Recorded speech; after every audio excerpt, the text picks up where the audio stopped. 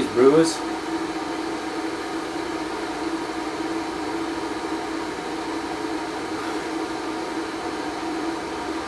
This is the cheapest beer I've ever made. I didn't film it or anything because I just wasn't sure how it was going to turn out. Yeah, I think the ingredients I used for fermentables were $12. That was, so it's a mid-strength, about 3.7% alcohol, and fermentables were 1 can of the Woolworths branded lager and the 500 gram bag of the Brigalow brewing sugar, which is some dextrose and some maltodextrin. The split dextrose is listed first, indicating there is at least equal to or more than the amount of maltodextrin in it. It's how Australians list their ingredients. The highest percentage of ingredient by weight is listed in that order. But so to keep it at a mid-strength, because it got to 3.7, final gravity was something like 1006. So I didn't want to boost it any more than that, because normally I'll do keg conditioning. So I force carb this at 45 psi for 24 hours. So it's not perfectly clear this yet, and I didn't want to use any gelatin, and I used 3470 for the yeast. Fermented at 12 degrees for 2 weeks. Yeah, and it is a ripper on a day like today. I just finished mowing the yard, and because I am getting through a bit of beer with all this heat around, and it's still too hot to do an all grain, I'm going to try the Cooper's Canadian Blonde for the first time. It has a good bitterness. What I'm really hoping it tastes similar to is the old Thomas Cooper's Selection Australian Bitter. It was my favourite one, and unfortunately I only ever brewed it twice, and they just don't make it anymore. So this is a higher bitterness than the Cooper's Lager, and I'm using Brew Enhancer 3, which is half a kilo of dry malt extract, 300 grams of dextrose and 200 grams of maltodextrin.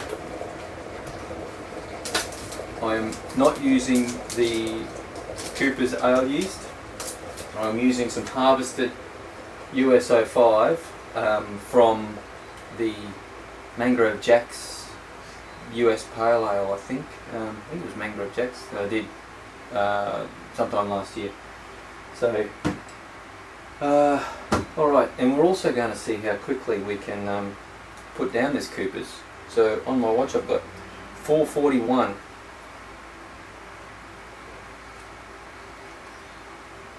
So I've got my star sand in here with my mixing spoon and my airlock. Right, let's get brewing. Star sand's out.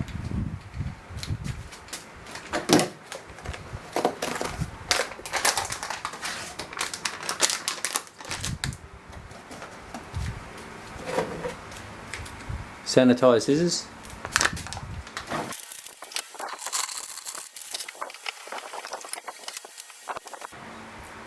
Everyone has their own way of the order that they do this in.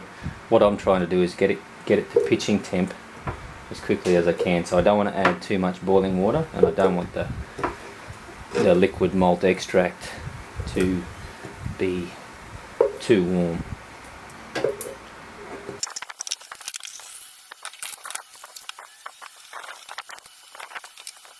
In case you're ever wondering what to do with this lid, I use it instead of gloves or a towel, so I just put half on the bottom, half on the top when I'm emptying the can.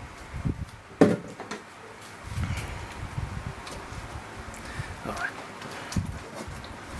So we've been going for 5 minutes. It's now 4:46.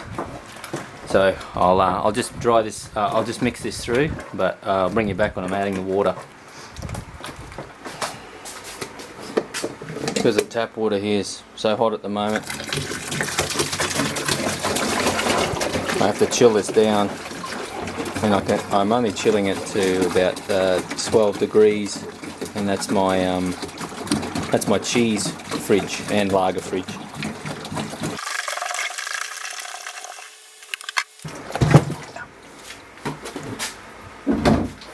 I'm just making it to 21 litres today.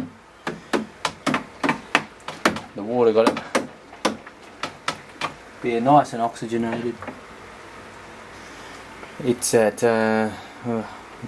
23 and still dropping, so that's good. I'll pitch my USA 5.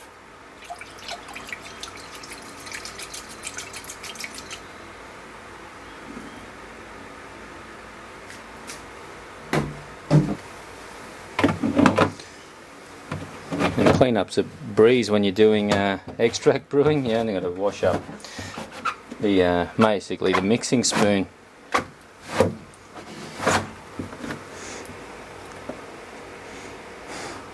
Airlock on, and it's now 4:54, so 13 minutes, and that took me just basically one home brew to get through. And yeah, so it's sitting steady now at 19.9, which I'll be fermenting it at 18 until it's done.